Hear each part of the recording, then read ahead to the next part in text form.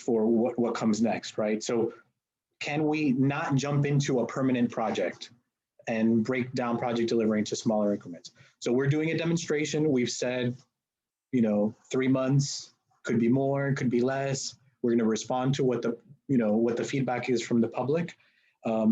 Also understanding that there might be subsequent phases to this that we'll talk about later that improve the quality of these materials. And what we're trying to do is to test as many ideas as we can from both the shared space study and well, basically all of the different elements, those that are shared space, and there are elements that are not related to the shared space that have more to do with bicycle and pedestrian connectivity. So this is an opportunity. We're using this methodology as a way of amplifying the work of the design team. And so this is one of those best case scenarios where the design is following and learning from a demonstration process that starts with something that's shorter term and then gets extended into the longer term. At least that's, I think, our general hope and desire here. And we're also, getting people more involved in volunteering and engaging with the civic process in a context that they might not otherwise, right? What is the level of volunteerism on Peachtree now or was before COVID?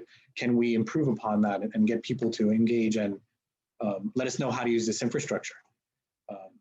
And so, taking off our urban planner hat and thinking more like real people and thinking practically, right? So in terms of phasing and understanding that in parallel with our effort, there was and has been an ongoing other effort to do more longer term types of interventions along Peachtree within the same boundary of our study area, to the extent that we all have thought about it internally and really thought, wow, what a great springboard for our demonstration project under this effort to then lead into that second phase. And so what we were already designing and what I had shared with you in December and what we're prepared to share with you right now segues into that forward compatibility in a way that's really natural and I think is going to work out quite nicely. So phase one is what is our demonstration project.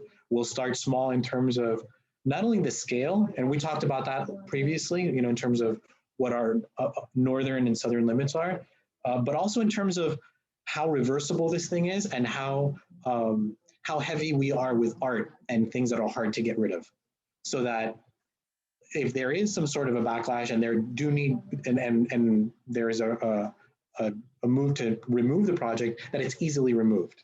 And once you pass that first demonstration project phase, then moving into something that's better quality with the expectation that, okay, the general public accepted this idea of a lane reduction, and then we can introduce art and improve the quality of the materials to the extent that they'll last for several years. In anticipation of some longer term investment made to completely redo the street in the manner envisioned by this study. And so I do want to go back and just share these again, because I think they help put color to both literal color and your imagination color into the drawings that I'm going to show you. And so what are we trying to test here? We're testing it's a political decision as much as a technical one, which is what is going to be the acceptance of this idea of a lane reduction? Can we reallocate this road space from cars and give more space to people and still accommodate the type of car traffic that uses this street, which I think the data would show that is the case. But we're also going to be testing how that space is used. And I think initially we're going to struggle a little bit because you're being given over all this new space and we have to figure out, who's using some of this outdoor space. Maybe there is some dining opportunity and what's the stewardship model. So there's a lot to wrap our head around, which is why this crawl before you walk approach to the demonstration project, I think is going to work out well, because we can test out some of these operational issues during the demonstration project phase and then hit the ground running with that phase two with better quality materials. So here's another example of what that sidewalk extension could look like. This is just a solid color. So it's easy to paint over, it's easy to remove, but you see that there are other details like planters and these humps on the road. They're called armadillos. And then there's also pavement markings that can be fun and show people on their bikes or walking around with a child or skateboarding. Here's an example from Miami that is super vibrant and also has some of that outdoor dining, street furniture and planters. So in this case, not a dissimilar context. You can see it's very asymmetrical in terms of the architectural condition, but this district in general is very much like Peachtree in that it's our downtown, far more people there during the day in a normal non-COVID time for work than there are residents. So the merchants along these streets struggle during times where tourism is low and people and vacation time.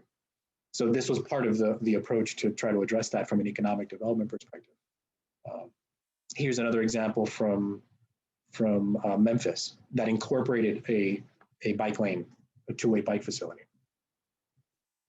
And then there's these other elements that might be added initially or later that deal with other details related to bicycle lanes or build parklets where there is a need and a demand.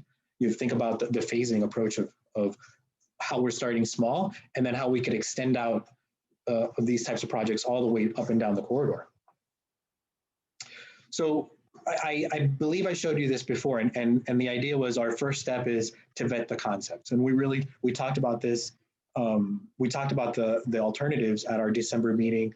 And what we were really looking for was an approach to our phase one that doesn't do any curb reconstruction. We're not looking to change the geometry of the road, of the concrete road in any meaningful way. We can change the geometry through paint, but not by reconstructing the curb, right?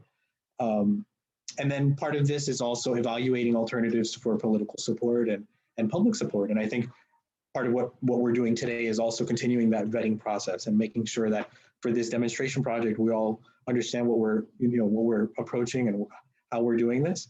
And then thinking about that phase one and phase two approach. What do we do now? How long is it in the ground? And what do we want to see happen in phase two?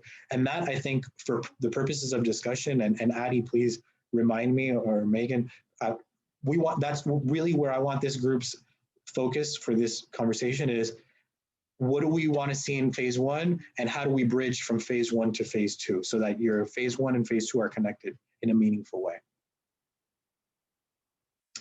And I'll only say that to you, Addie, because I'm going to forget by the time we get down to that point. Yeah.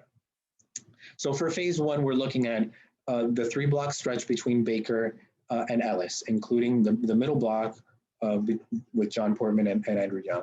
We're just going to take the outer lane in either direction. Where there are dashed lines that indicate 2 travel lanes, we'll connect those lines with pavement marking paint. We might otherwise use tape. Tape is easy to remove, but it's just more expensive. We're trying to use materials that the city has on hand, which I think I have on the next slide, but I'll get there in a second. You'll remember we looked at sections that included bikeways, dedicated bicycle facilities, and also build parklets. And the version one that we're going to show you is a really scaled down version that just assumes we paint the white line to expand the sidewalk. We put delineators in there, and we do not paint the street. We don't do any more heavy detailing in terms of types of mode. So we're not going to say it's a bike lane versus a pedestrian lane. Maybe we do decals or pavement markings that show a variety of activities.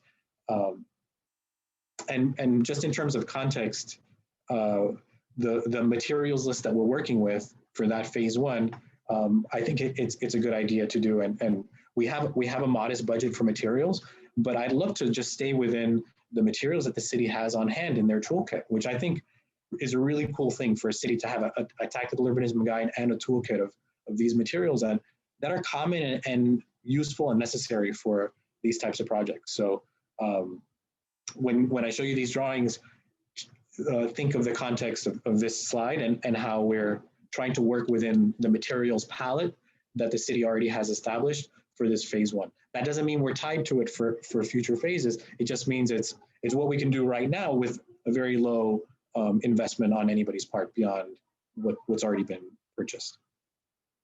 So just to review what those sections look like, for one of the typical conditions, there are 2 typical conditions in this stretch.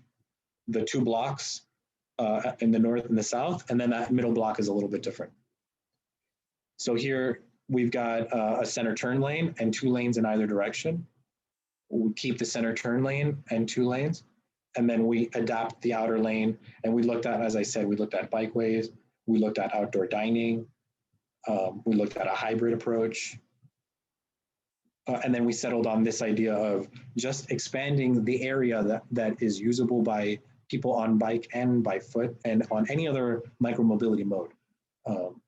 And so I'm going to go through the plan view here, and then I want to walk through the process of how we go from here to actually building the thing. And keep in mind, in these drawings, what is that sort of orangey ochre color, that doesn't mean that we're painting the street that color. That just means that space that is now pedestrian space. And so here on that first block going south from Baker, you see our center turn lanes are retained, and we take out, we're just using curbside space beyond the 1 lane in either direction. We take a light approach to what happens at the intersection. No painting just yet. I'm not even sure we would take the curb radii around in the manner that we've drawn for phase 1. And then in that middle block, this is one of those really interesting, and I think a good opportunity for us to learn for the final project, because one of the things that we've heard throughout the process is this need to accommodate for and think about how curbside uses are included in the shared space long-term vision and how that occurs. And so how do we get from a position right now where you've got 4 lanes and a valet space to a shared space? Here's one sort of alternative that says we can carve out some loading bays, and we can mark them in whatever way the design team deems necessary. So it could be for micromobility or for loading. There are 2 locations that we can do this. You'll remember that there is a bus service along this corridor, and I think for the purpose of the demonstration project, at least, we would discontinue or have fewer stops such that they didn't overlap in this area. And then continuing on south, as we approach Ellis, you can see it's just it's a little bit more narrow than it is in that middle block, but it's still a substantial addition to the sidewalk. And what happens in front of each building is going to depend on the kind of buy-in and feedback we get from the merchants and from the different property owners. And then, so, just in terms of planning and how we move forward from here, we're thinking removal. How do we make this easy to remove? And that has implications for, our choice in delineators and striping. Thinking about when we want to do it weather-wise and just in the springtime. We're looking at a late April, early May install. And then stewardship. If the next layer of this site planning is going to be, do we have planters and site furniture, and who's going to take care of it? And starting to form those relationships and calling folks and making sure that if we do put something out there, it's going to get taken care of. What we're not going to do, and what I'll push back on is an impulse to buy stuff and to put it out into the world without having anybody who's going to take care of it, because that's not going to reflect well on the project or on the general idea of doing this. Okay, so what is the process like? And I can pause here. I know that's like a lot of information I just threw at you, and I've been thinking about it a lot. So it might take a minute to register. Thanks, Tony. And I'll just clarify for everyone, as Kevin mentioned at the beginning, the settings have everyone muted. And so if you do have any questions, if you could go ahead and type those in the chat box, that would be great. We can take a look at it. I was trying to bring it up.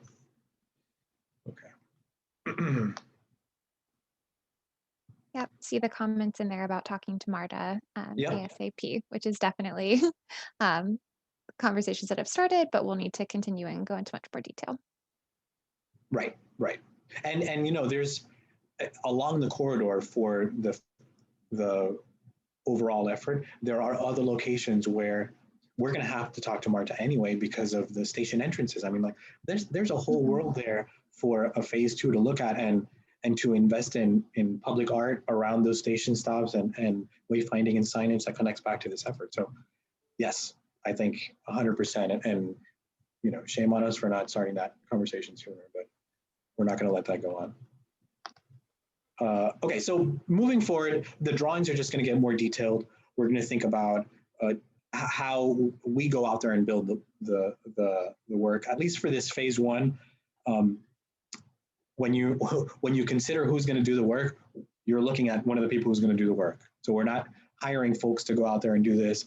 It's the folks on this call. Anybody that wants to be involved from the city or otherwise. And I think part of the conversation that we're going to need to have and evaluate is volunteer involvement in the actual building.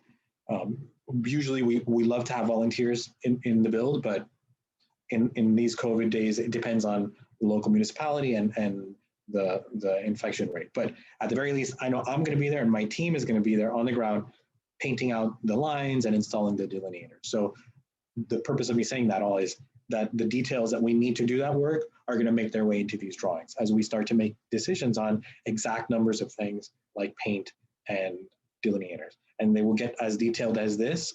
I think for the first phase, we're really lucky in this context, I got to tell you, because usually it's a little bit more complicated than just having to take the outer lanes. And it just so happens that we chose the right 3 blocks and the stars align that the geometry and the dimensions work. So, I mean, that's already, good luck for the project. We're going to have a lot more of these meetings. So if we want to have volunteer participation and just general participation in this phase and in subsequent phases, we're going to have to meet more often. And that might mean our working group also continues on in another forum after the sort of limitations of this project. But part of the reason we do these projects and the lifeblood and the energy behind them comes from the people on the ground. You all will have chosen to spend Tuesday night with me here to talk about this stuff. So consider this like an ongoing running engagement, I think. And hopefully we can do this in person again sometime soon, but if not, we'll continue this digital. And part of the reason is, as we do think about what we can do now versus later, we ask for help and asking for things from documentation all the way to help transporting things on the day that we do the work. So as we're thinking about materials for this first phase, I'm thinking about how easily removed it is. And in other contexts, I would use something like this traffic tape, which is really durable, especially if we're talking about a very short amount of time. It's just super expensive, and it feels sometimes wasteful to me to just rip it up and throw it out, though paint has its own sort of issues as well. We do, and we already talked about this, we've got this collection of materials. If we do want to add to that kit with different materials, we're going to need to make those decisions pretty soon. Some of them are going to have longer lead times, but if we're shooting for late April, I think we're good. We're good on critical path items still, and will be for several weeks. And so here are just some examples of what these materials look like. There are the typical flex stakes, which are in the lower left-hand corner. You've seen these all around, and we are going to use them for phase one, and then hopefully move into something more elegant for subsequent phases. And then there are different planter types, different paints that are not meant to last for an indefinite period of time. So one of the things that we're going to be doing in the next week or two is really thinking about setting our date, and then working backwards from there with regard to things like permits and making sure that we're not conflicting with other events. So, or aligning with other events intentionally. And I show this image from a project we did, way back in 2016, where we were trying to align a build with this mountain bike summit. So if there is some sort of synergy with local programming and I talked to ABC about their schedule for, open streets and how COVID has impacted that. In an ideal world, we align with that ongoing effort. That doesn't make sense not to. And hopefully there is some synergy with that in the summer or beyond. but at least for our phase one, we're going to be looking at launching in April. And part of what we're doing also is this data collection effort that is a part of the more global project relating to volumes. And in other cases, we would also look at transit ridership. I'm not sure that's as relevant here. Well, with regard to access to the transit stations, but not necessarily the actual capacity. And then thinking about documentation, and I'm laying a lot of new stuff on staff as well. We haven't talked about a lot of this because this is the next phase. This is where we're going. We want to talk about and think about where we're going to get those cool aerial shots to do the before, after, and after condition. And that's really part of why we do this, is to tell the story of something beyond a study or analysis.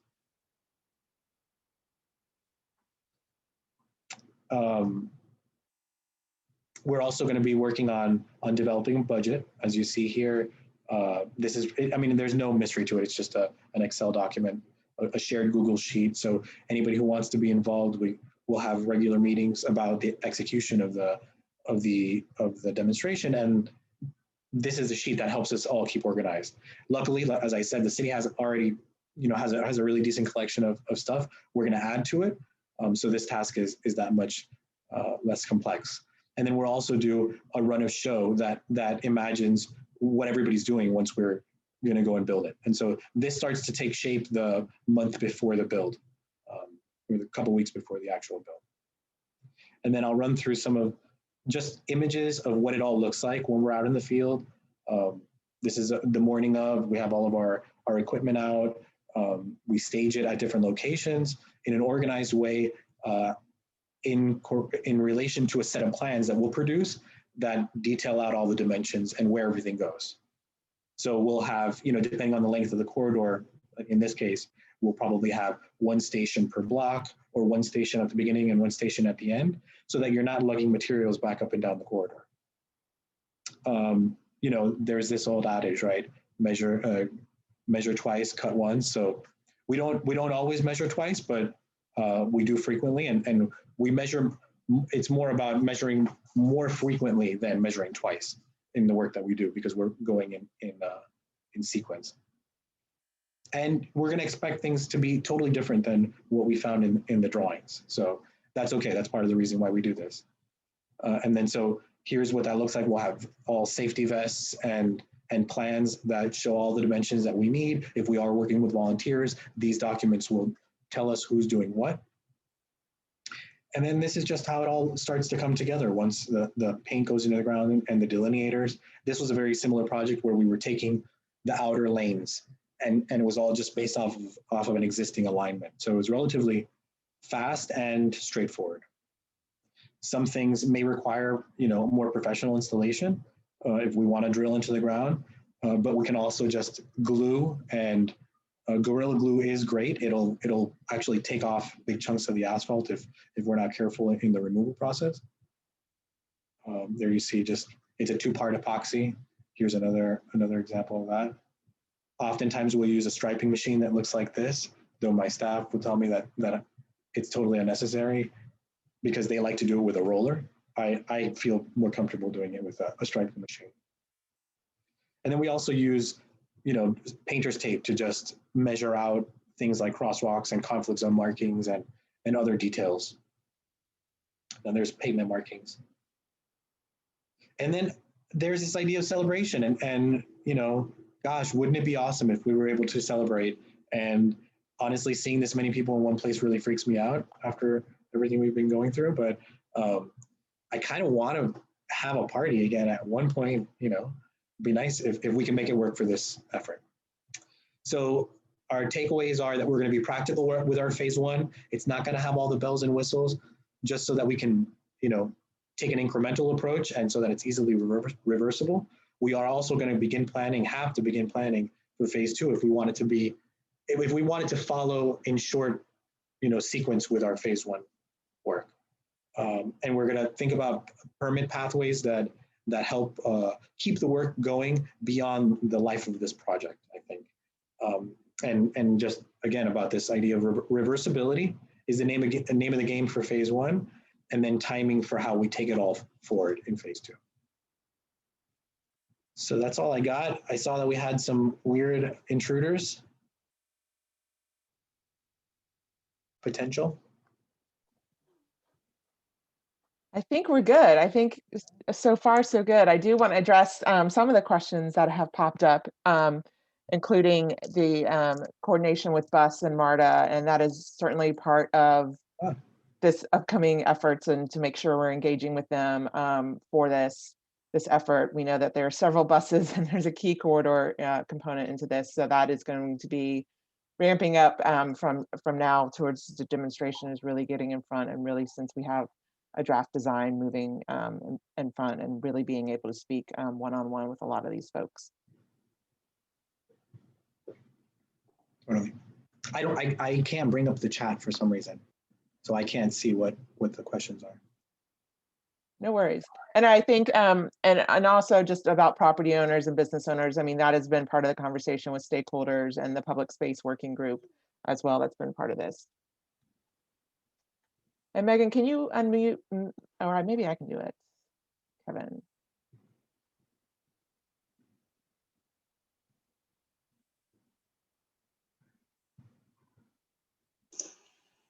There we go. Yeah.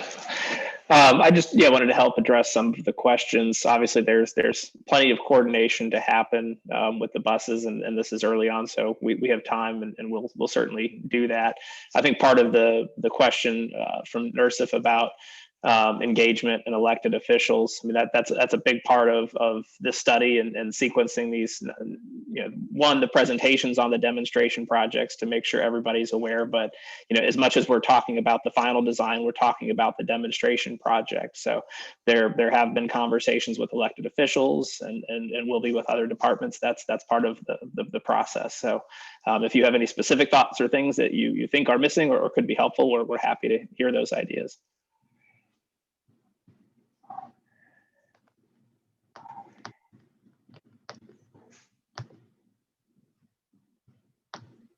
Well, okay, I finally got to the chat. Okay.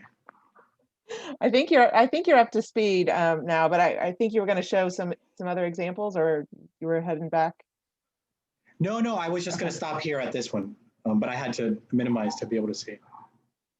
I think it might be helpful too to speak again about what we can test of a shared space and what we can't test of a shared space. I know you mentioned it briefly, and I think it might be good just to kind of rehash of what we can and can't test on this. Sorry, I was looking at the chat. Well, I think we're testing the reduction in capacity, number one, and then we're also testing, and this is more about people. It's testing people's capacity and desire for this extra space, and understanding how they want to use it. Because one part of this is the technical part, right? We as transportation planners, we're looking for these opportunities to create new pedestrian and bicycle space. And I think this is a great candidate of that, and of that, that there is a technical case to be made for that reduction. But also in a context like this, where it's a majority of one type of building, and also, or one scale of building, and without a residential, density, but a daytime office density. So there's this confluence of cultural factors.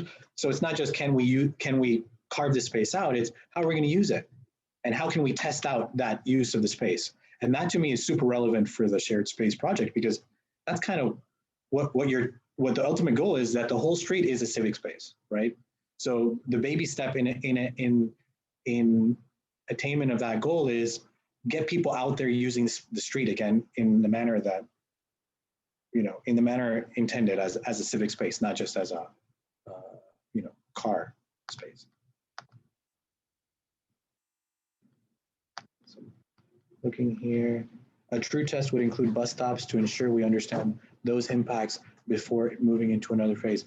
I mean, there's nothing in this phase that would preclude us from including the bus stop. I think we have the space for it, and we were cognizant of that.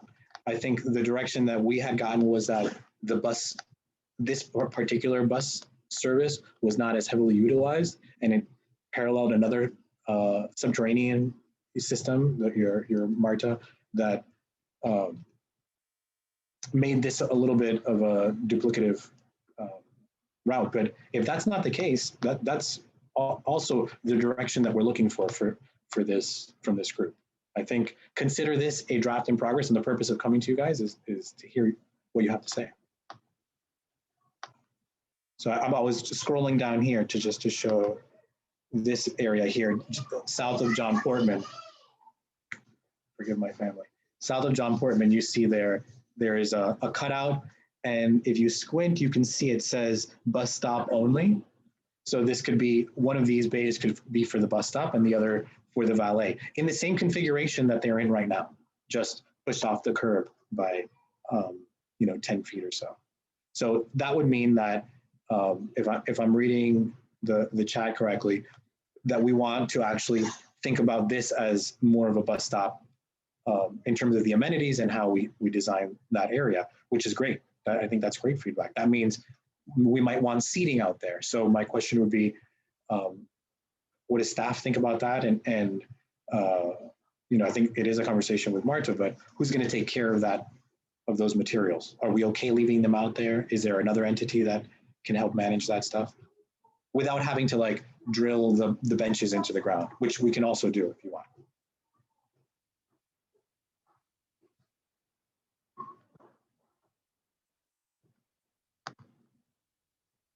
Vanessa says, I think there are additional bus stops besides that one. Maybe that's what they're referencing. Okay, I can take a look at it. I thought there was only one bus stop in the middle, and that's the only curbside space that's marked right now for bus.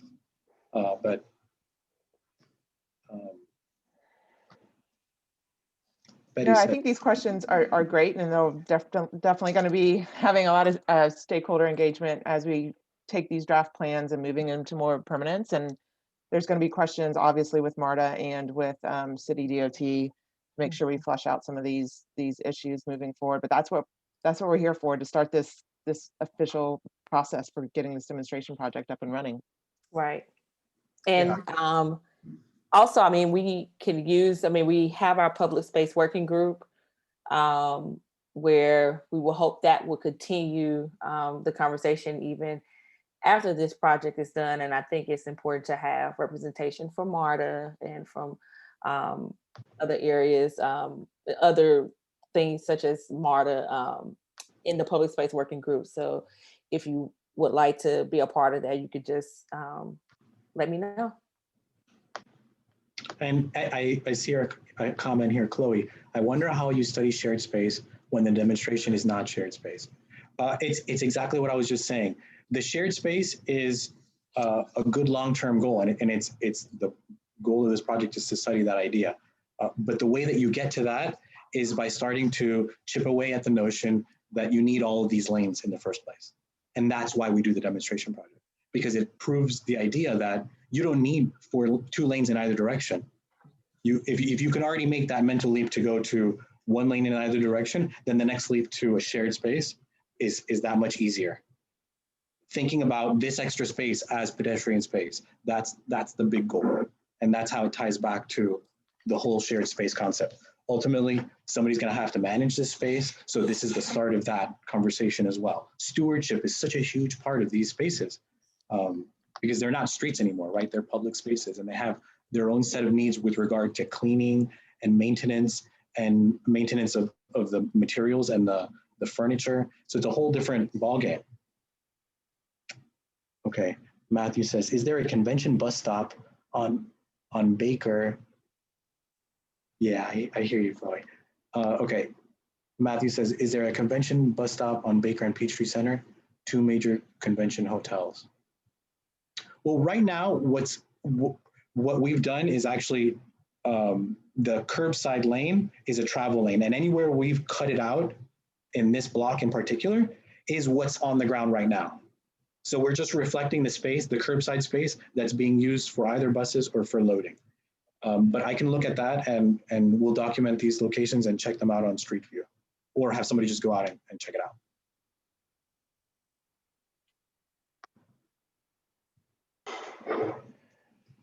what about the plan to convert Baker Street into a two-way street? How does that factor into this? I can take that on. There was a move a year or so ago to look at the conversion of Baker Street from a one-way to a two-way street that ultimately didn't go through. This, obviously we champion the conversion of one-way to two-way streets, but that's not a scope of the study. So right now we'll be looking at, in terms of modifications to traffic patterns, just based on what's happening to Peachtree Street alone. And if there is an opportunity again with Baker Street, that might change the calculation for this. But right now we're focused on Peachtree Street. And Nurse, I'm all ears. If you want to propose another name, I've been struggling with that myself without getting too jargony. There's got to be some better way of describing what we're doing and unifying this effort so that it's, the Peachtree civic space effort or something. I don't know. Sorry, I was going back here. It's been great, and I've been kind of keeping track as well. And great point, Jason, that Central Atlanta Progress is conducting a study to examine and accommodate express service on Peachtree Center Ave and Cortland. So there's other parallel studies underway as well that we hope will complement the work that we're doing today, not only for the long-term shared space study, but also for this demonstration project to start end of April. Well, tell me about there's a comment here from M. Anderson. Hotels have loading docks, but most storefronts do not. How will they get their deliveries without blocking the street? How are they currently getting their deliveries? They use the additional travel lane and block that lane. Right. Okay. One thing that we could do is identify those locations that are most critical as like centralized loading on each of the blocks, because there's a lot of space here. So I'm showing the most aggressive possible reclamation, but I think using this as a way of showing different curbside uses is also totally in line with what we're trying to accomplish. So if there's a location here that makes more sense as a loading zone, then we just cut out that area and it's no longer sidewalk extension. So what I'm trying to say is, I don't think that what we're going for is not necessarily the continuity of this 8-foot or 10-foot stretch of lane for pedestrian space. It can contract and expand as we need it to based on what's needed at each block, which is the whole point of testing. Yeah, that's a really good point. I mean, one of the original ideas, even when we did the concept with the Atlanta City Studio and thinking through kind of that ultimate condition we'd like to see is that shared space is being out there today and seeing how valet operates, the deliveries operate, hearing from some of the property and business owners of what they would like to see. And so, yeah, to Tony's point, it's both in the final design as well as the demonstration version. Where are those areas where we kind of strategically cut out of those sidewalk, the extension areas in order to kind of accommodate the everyday life that needs to happen on Peachtree. So I'm wondering about the desire of this group to stay engaged as we kind of push through the next several weeks, which are going to be eventful, I think, as we make decisions. And maybe there's a way that we can have a feedback loop where we share these drawings with whoever wants them. Really, I want to add one layer more detail, identifying the different buildings and retailers who are along the corridor to orient folks. But the type of feedback that's going to be the most practical and what we need right now is for the type of feedback that we're getting. Heather's saying, there's a stop at this location, or, we need to have level boarding at the stop, or whatever it is. And then have a follow-up meeting. What would be the normal next check-in with this group? Patty, what do you think? Yeah, I think that's something we can definitely, get feedback from y'all and emailing the project team about who would be interested in kind of moving this demonstration project forward or being part of our public space working group as we move forward. I think one thing, Tony, just to turn it over to you in a second, is talking about enforcement and getting cars driving down the wide lane, and how do you kind of prevent that or look at that. But just to kind of bring it back to, the study and the overall arching kind of, one of the programs we have is this public space working group, which started out pretty small, started about 12 folks, and it's been growing ever since it was initiated, to really include, and we ask every time, like, who else do we need to talk to and speak to? And so that's part of this public space working group, is to help not only shape Peachtree Street in the shared space, but also the demonstration project and looking at other public spaces in our downtown and in our city. So I think, Chloe, engaging, potentially on that, or if just specifically the demonstration project, I mean, reach out, we have some of your contact info here, and we can touch base with you and pull you in, and for others as well who are interested in really helping push this initiative forward. It's going to be very important to build that momentum. And I'm putting my email address for anybody who has an idea after this meeting. It happens every time. Somebody will say, oh, you know what, I thought about XYZ thing, and it's always relevant. So there's my email, and yeah, I'm really cognizant of that, Chloe, about enforcement, and the way that we've spaced them right now, I think, is just trying to not overwhelm people, because the tighter we can improve the enforcement through design by tightening up the distance between the delineators, but it's just going to look like a sea of plastic sticks, and it's like the reaction from that is going to be even worse than people encroaching. So it's just a balancing act, and maybe that means we right size these, and we don't do, as I was just saying, the continuous stretch. We do it in those locations where we think it's going to be most impactful, and maybe that happens towards the intersection. I don't know. You all have been giving me a lot to think about, and awesome, John. Thank you.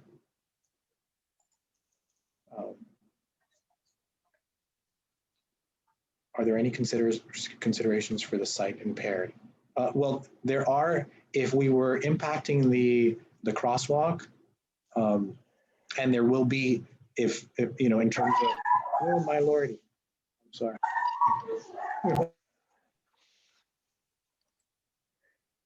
There will be we will have to consider that if we do something like asphalt art or murals in any subsequent phases, in terms of color and reflectivity.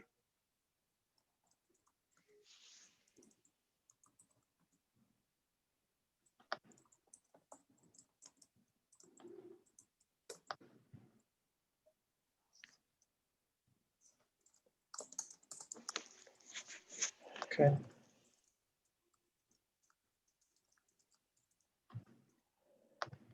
A step down notifications. The curb, I guess, transitioning into the new space. We can talk about that. We usually handle that by having the extension connected in some way to a ramp, and usually it's multiple ramps.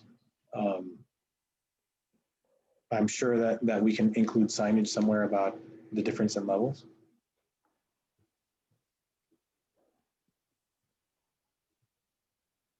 These have been great comments.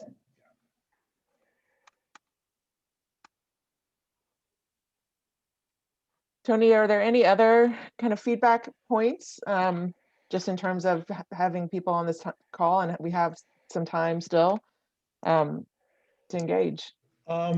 Yeah, that question about where, beyond this first stretch, okay, M. Anderson, are these wheelchair accessible spaces? They will be accessible from the corners. Wherever there's a curb ramp down that we connect to, that's where the space will be accessible.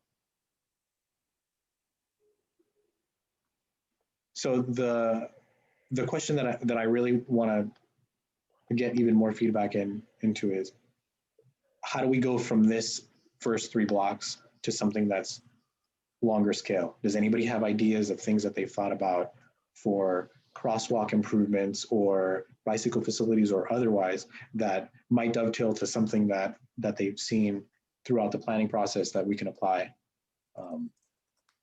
beyond this first step? or how we take this first step to the next level.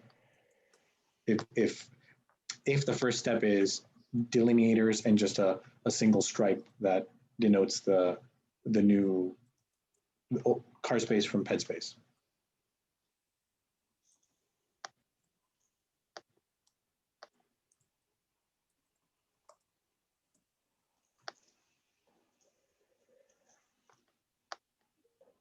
And maybe, Tony, while people are pulling, I was going to say to kind of go back to some precedent images and talk a little bit about some of those and kind of just the work and how those worked and how those were either stayed or were pulled back up. I think it would be helpful for the group to kind of see how you were flexible with this demonstration and testing things.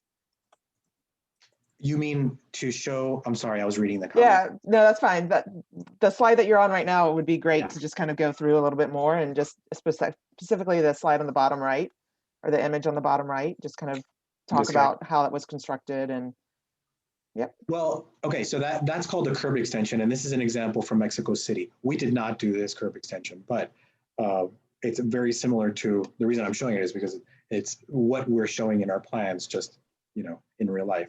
And so that is a more durable product in terms of paint.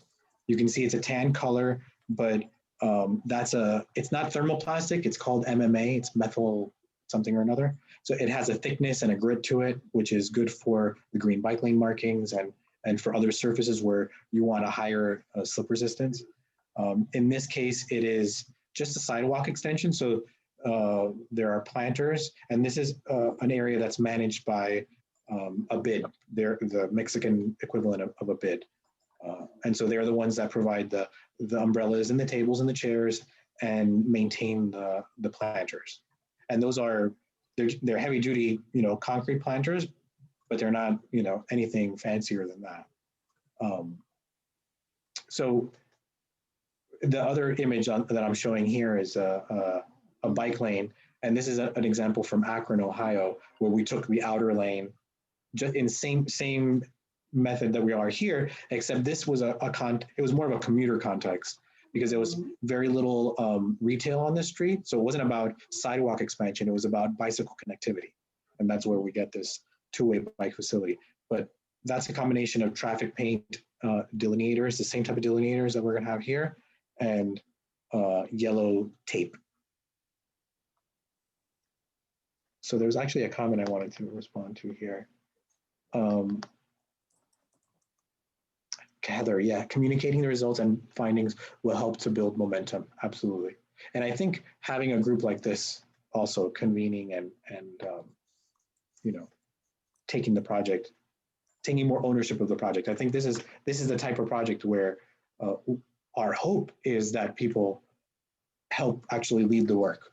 This shouldn't be a passive thing where you just watch me do this and you know, I show you a bunch of images and then we go out there and build it and then that's it. It should be something where we're doing it together and it becomes more real after we actually do the build. So I just have my fingers crossed that we can really do this with volunteers, with this group of people. And John says, this is a heavy jaywalk zone. These 3 blocks, I'm guilty, trust. Will dropping these outer lanes discourage me in my jaywalking scope off learns? No, I don't think so. I think once you see that it's even easier to cross, you're gonna cross wherever because jaywalking is a made up thing, you know? So I think, you know, I encourage it. Nursive, cover your ears.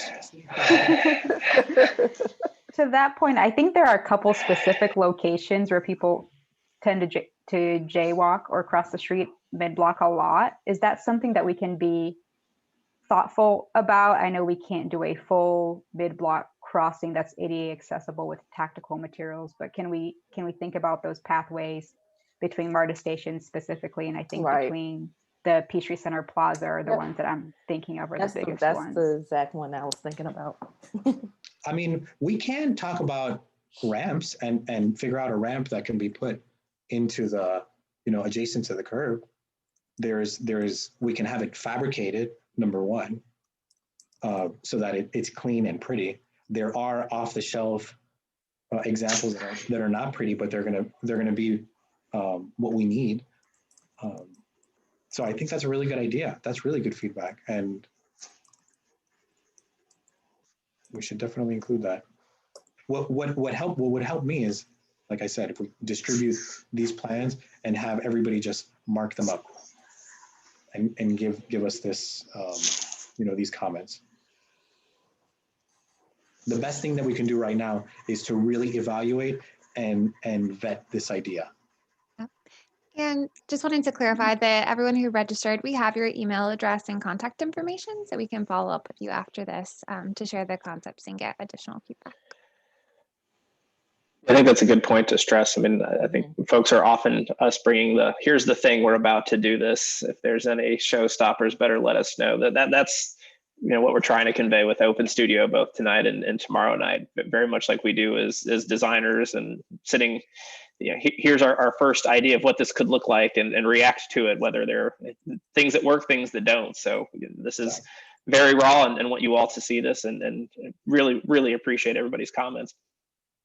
Chloe says, I was highly involved in November meetings and I heard a strong preference for moving bike traffic to adjacent streets. Is this idea still part of the demonstration plan or the permanent plan?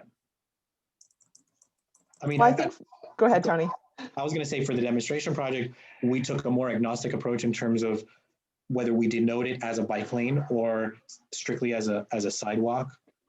If we do carve out space from it that make it less continuous, then it becomes less of a bicycle facility, right? So I guess that's the way I was approaching it, not to necessarily carve out bike lanes. I felt like you're saying, the direction that we heard was that that's not necessary. Well, a better bike facility is necessary, is what I've heard on several occasions, but there is a parallel route already existing. I think part of the shared space is that there are, and I think this has got back to kind of one of the heart of the studies, was everybody wanted a piece of Peachtree, for lack of a better term. So we need the bus, we need the cars, we need the bikes, we need this. And so where does, carving it all out, how does that begin to work? And what a true shared space does, allows bikes and peds and vehicles to all operate in there. And so one of the things with the demonstration project is really, what can we test? So, and we want to make sure what we're testing is what can be implemented in the shared space. So in a shared space, you're not going to have a dedicated bike facility. So in the demonstration project, we're not going to have a dedicated bike facility. That doesn't mean that bikes can't move through the vehicle lanes or in that burnt orange color from an architect's marker term, that's along the edge of there, that bikes can't move through that space along with pedestrians. I think that's something that we want this space eventually to be able to include all modes, and that includes bikes as well. And having, if you want to go fast through downtown, Peachtree Center, unblocked by loading and unloading vehicles is probably your preferred choice for bikes. If you want to have a cruise down on Peachtree Street, your iconic main street, this is another way to do that. That's right. Which is what Chloe just said. Oh, yeah. Thanks, Chloe.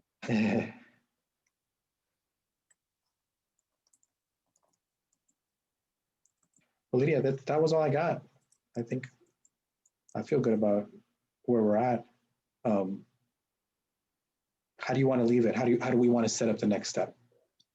Well, I think we'll go. I mean, Kevin, if you want to jump in, or I'm happy to kind of. I think, there are some good comments here, and we still have some more work to do, and that was the idea all along. And we should talk. The demonstration project has changed dramatically from the way that we envisioned it, which was something that was from the outset more not just about changing the configuration of Peachtree Street, but also very much about kind of activation and programming. And unfortunately, this part of Peachtree Street does have a deadline, and we're eager to test part of that in reconfiguring the street as we can. And that's why we're starting to think about this in different phases, so that we can expand that out. And so as we've kind of adapted to that, thinking other ways that we can continue to bring the demonstration project front and center to everybody as we kind of keep marching into the spring and closer to rolling this out. I think we'll be looking for those opportunities. Megan, if you could go back a slide. Just to kind of hit home, we've had a series of events for those of you who are with us on Friday, we have uploaded the live from Bell Street, I believe. Is it there yet? It's getting loaded onto YouTube today on like the city's account. And so I'm hoping that should be ready to go tomorrow morning, and it'll be on the Engage tab of our website. If you check out that page right now, you'll see all of the recordings from the November workshop series. And so we'll have a similar set of recordings for this week as well. The other, what I wanted to turn your attention to was last night we had a great streets forum, and I see many of the same names at this meeting that were there last night. So thank you for coming back. It was a great discussion that will also be posted on the city's YouTube channel, and that's being uploaded as we speak too. And I think some of the questions about demonstration projects, Emily Weidenhoff from New York City's DOT public space spoke a lot about how they are repositioning Broadway and some of the elements they're learning and using for that space as well. And I think that would just complement the work that Tony's doing today on this. And then next slide, Megan. We've got the community open studio tomorrow from 5 to 6:30, and we will be walking through some of the existing conditions, some of the programming and activation thoughts we had for the space, along with the draft design concepts that we've been crafting since our starter ideas back in November that we'll be sharing. And then we have the Share Peachtree Sketch Challenge, and I think this is a great opportunity. It doesn't have to be the full-blown, what does a shared space look like, but also for the demonstration project. If you have ideas to sketch out, please go ahead and sketch those up, no matter what they look like. Send them our way, and we will take a look at them. I think those are going to be very important for us. And we'd like to see some of your ideas. So stay tuned. There's going to be a lot more involvement as we ramp up into the demonstration project. That's going to be happening. Cool. All right. Thank you, everybody, for joining us this evening, and I hope everybody will be back again tomorrow and at future events. Thank you. And we'll be around for a few more minutes if there's any questions that come our way. Totally. Take care, everybody.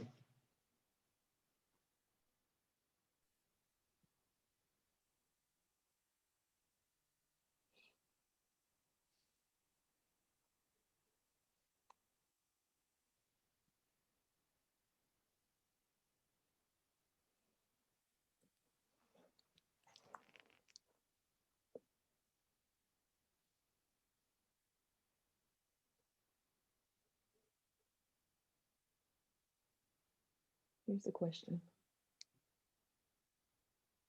Oh. I can send you stuff. Yeah. John, just send us your email address or type it in the chat. No, we can send it. Tony, we can also post things to the project website if you have Yeah. documents that you want to share, and we can sort of crowdsource some ideas on them. Yeah, exactly. Okay, so we'll put the drafts set on the website, John, and you can just download it from there and draw over it.